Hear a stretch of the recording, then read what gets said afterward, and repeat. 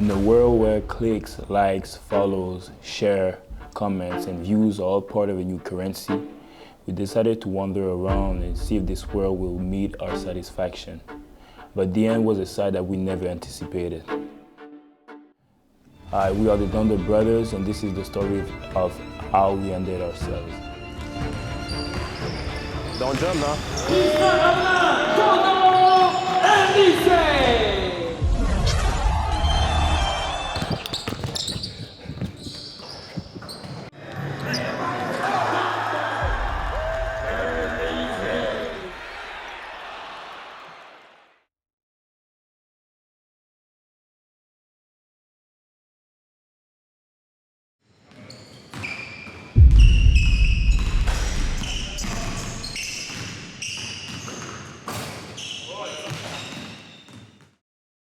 So everything started in the country of Canada, province of Quebec, and city Sherbrooke.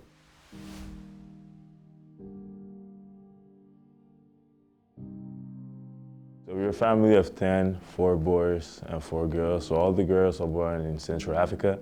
They migrate over here in Canada, and for the boys, we were born here in Canada. So we're all blood in Canada, Canadian, Sherbrooke, Quebec. So all the family, we just athlete in the family because of my dad. My dad used to play basketball and soccer at the same time when he was young. And for us, we just decided to choose the path for a basketball path. But we got soccer in the blood, so we like to play sport. We like to do everything we like.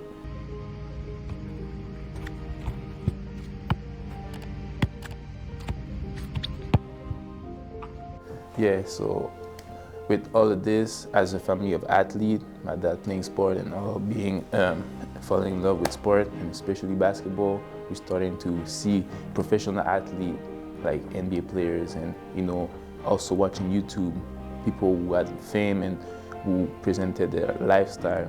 So that's where the fame came from for us, the need to become famous, and yeah, that's where we were inspired.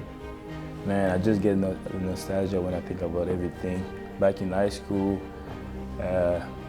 we used to love showcasing everything that we used to do, even outside of basketball. We wanted to be the best at everything, and this came from looking at my dad, looking at a bunch of the athletes that we noticed on YouTube, we noticed on TV, and that passion just came from there. And then by just starting in high school years, we had nothing planned. We just wanted to play basketball. That's all we started with.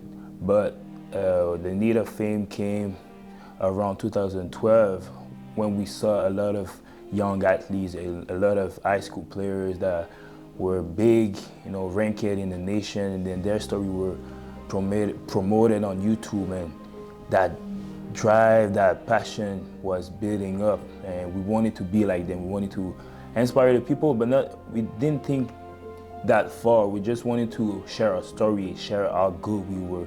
We wanted to share the way we play, the way we dribble the ball, the way we shoot. We wanted to be like them. So in 2012, we started a movement.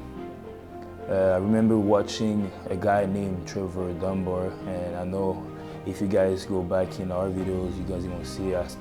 We talk about it a lot. It was our first inspiration, just from creating our own movement and being influencers, kind of without knowing. And we created a movement, and then we started posting on YouTube. We started posting on Facebook. We wanted the people of our school to see us and see what we share and our story, kind of. So yeah, just by thinking about everything from now, I'm just it's just nostalgia. So the need of fame pushed us to create a movement, and that was beautiful when we look at it.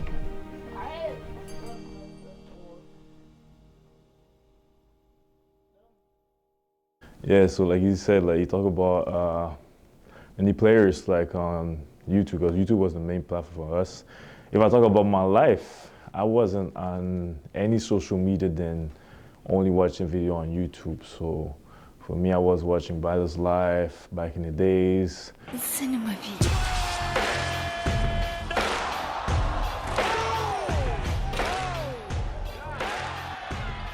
you know Hoop Mixtape also, I think, yeah, other big main page. I used to watch many basketball players, and he used to talk about like Trevor Dunn, but he was one of the main guys I was watching too, the shifting general people know.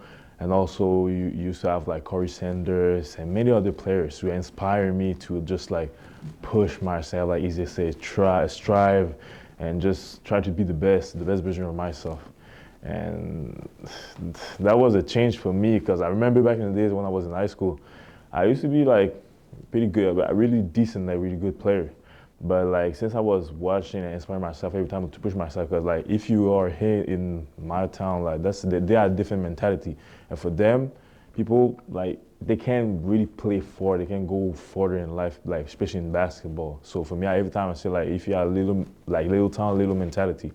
But for us, we just want to push ourselves like more than that. Like we know we got like you are capable to do more than what we are.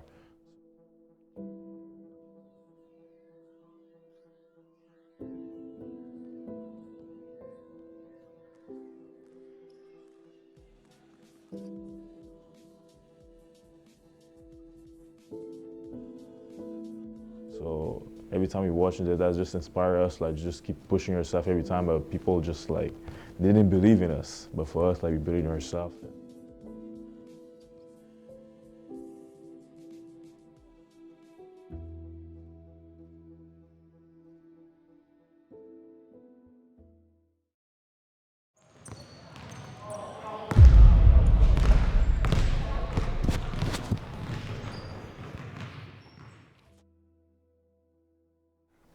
And this is where the year of struggle started.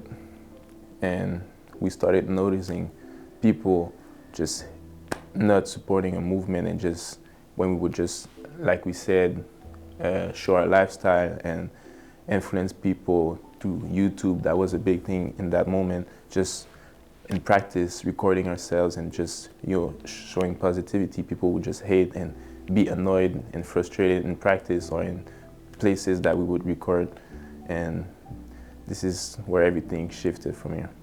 I remember me and my brothers in our team, we had like our own rivalry in each other. Like in each our teams, we were having a rivalry with some of our teammates, and all that started because we started recording and started to pull up to each other's practice just to film, and people were just bothered by this, and even the coaches, they felt weird because it was uncommon. Now I remember my big brother was having a game, one of his first game I believe, and one of his teammates said something like, you think you're MJ? And my brother responded like, yeah. And then the same night he dropped it like 40.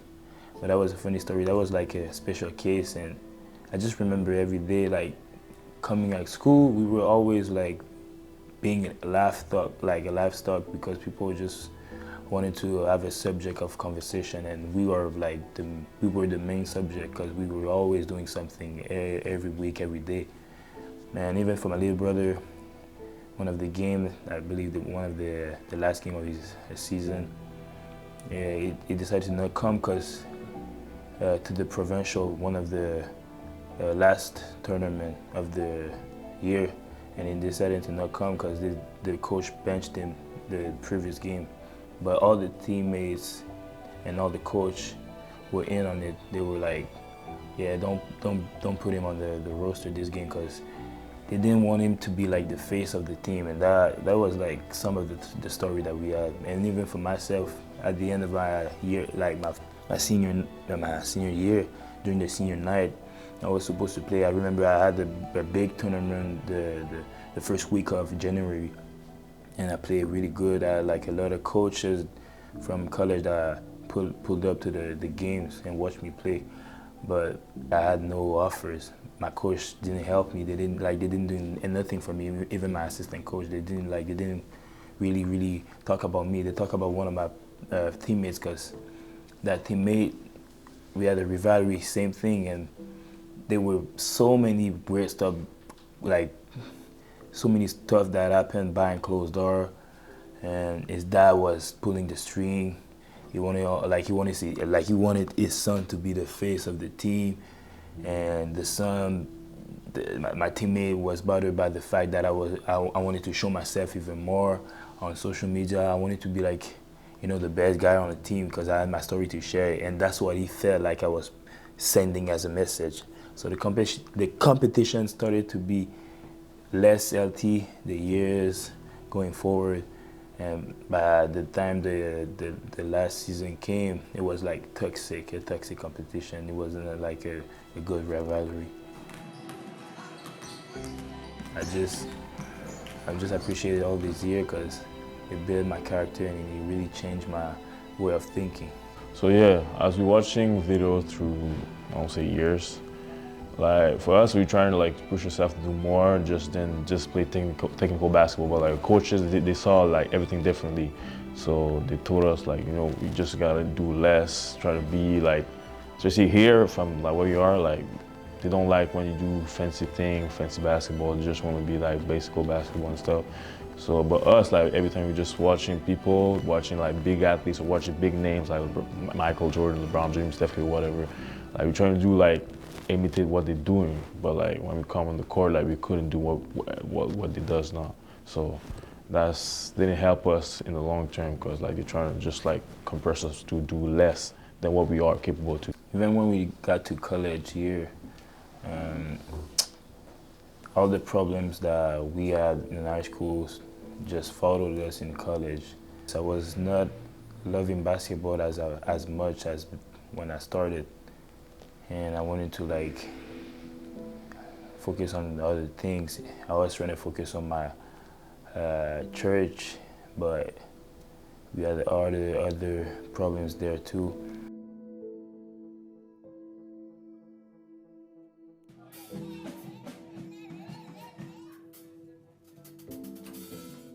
And by the time that I decided to switch up to go to a different college, I had another opportunity in Keano College in Fort McMurray in Alberta.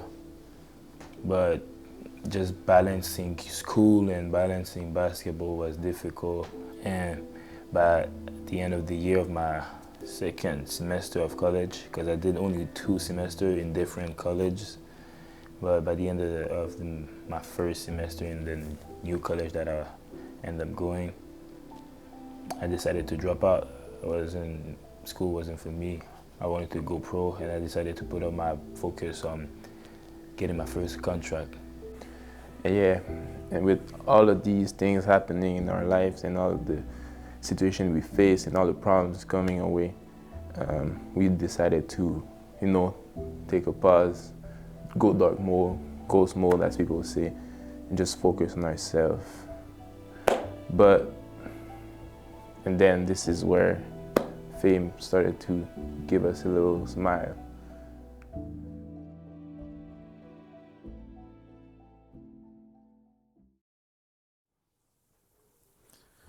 All right, there we go, part 2. All right, bring me my food, man.